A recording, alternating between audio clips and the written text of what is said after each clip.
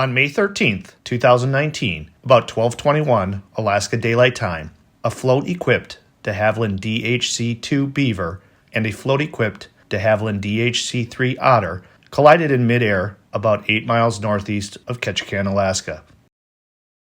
The Beaver and the Otter were conducting VFR Part 135 on-demand sightseeing flights. Both airplanes took off from the Misty Fjords National Monument about 30 miles northeast of Ketchikan and were headed to the Mahoney Lake area near Ketchikan. The Beaver airplane, with a pilot and 4 passengers, departed about 12:02. The Otter airplane, with a pilot and 10 passengers, departed about a minute later. Calculated ground speeds and altitudes for both airplanes are displayed at the lower right, along with a clock that is displayed at the upper right of the animation. The airplanes collided at an altitude of about 3,350 feet near the west side of the George Inlet. Following the collision, the Otter turned about 180 degrees and descended into the waters of George Inlet. 1 passenger on the Otter sustained fatal injuries, 9 passengers sustained serious injuries, and the pilot sustained minor injuries.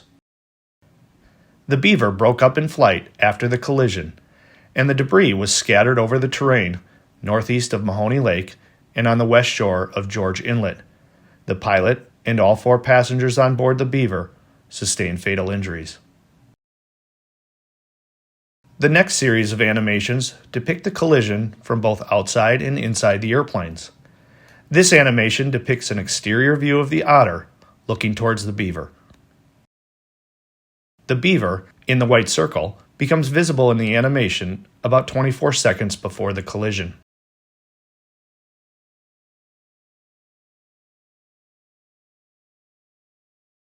This animation depicts the view from the Otter pilot's seat, with cockpit structure obscuring portions of his field of view.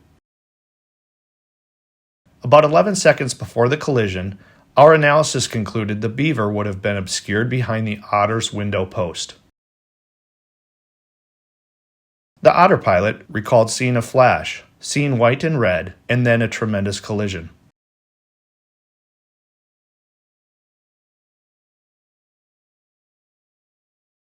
This animation depicts an exterior view of the Beaver looking towards the Otter. The Otter, in the white circle, becomes visible in the animation about 30 seconds before the collision. Due to the airplane structure and the passenger seated to his right, it is unlikely the Beaver pilot could have seen the Otter prior to the collision. This animation depicts the view from the third row passenger seat on the right side of the Beaver. As the animation ends, the scene transitions to a photograph captured by a passenger's camera as the airplanes converged. The circle indicates the position of the Otter pilot, showing his view was obscured by the window post. The prevention of mid-air collisions has traditionally relied on pilots being able to see and avoid other aircraft. In this accident, the Otter pilot's view was obscured by the window post, and the Beaver pilot's view would have been blocked by airplane structure and his right seat passenger.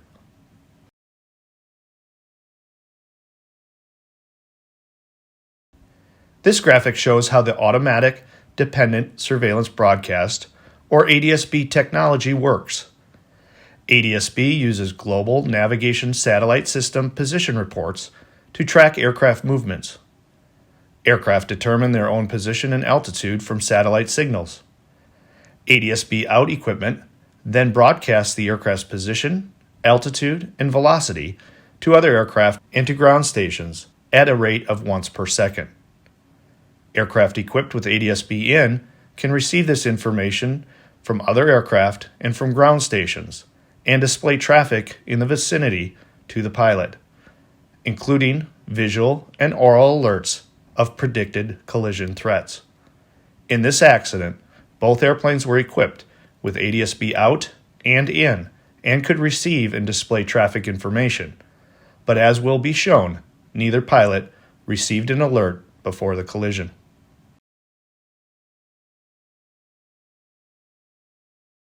The following animations depict simulated cockpit displays of traffic information for both airplanes starting about 4 minutes before the collision. Note that the actual range settings used on the displays during the accident flights are unknown. The displays of both airplanes are driven by NTSB data. The Beaver pilot had a for-flight application on an Apple iPad display, and the Otter was equipped with a Chelton Flight Logic display.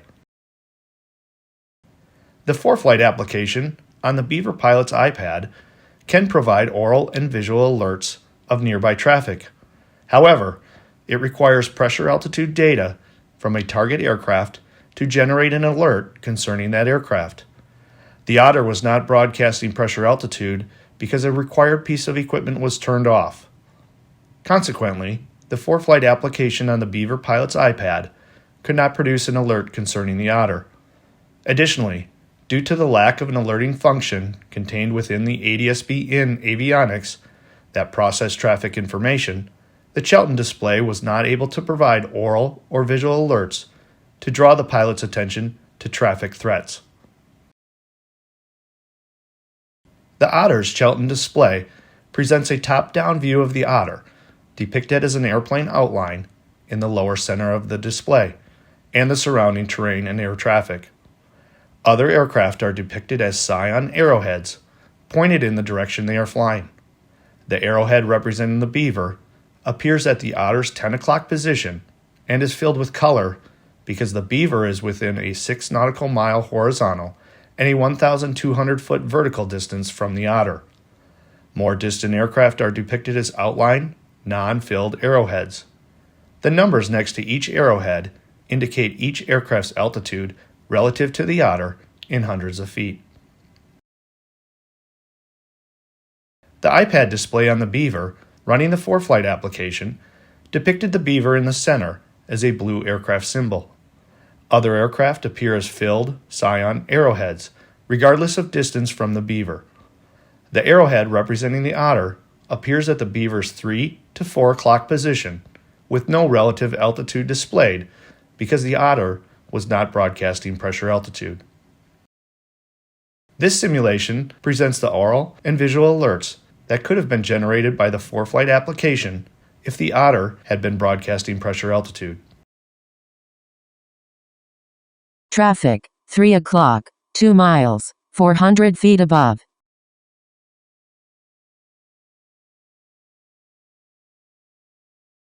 Although both aircraft were equipped with traffic displays, limitations in the alerting capabilities resulted in neither pilot being alerted to the impending collision.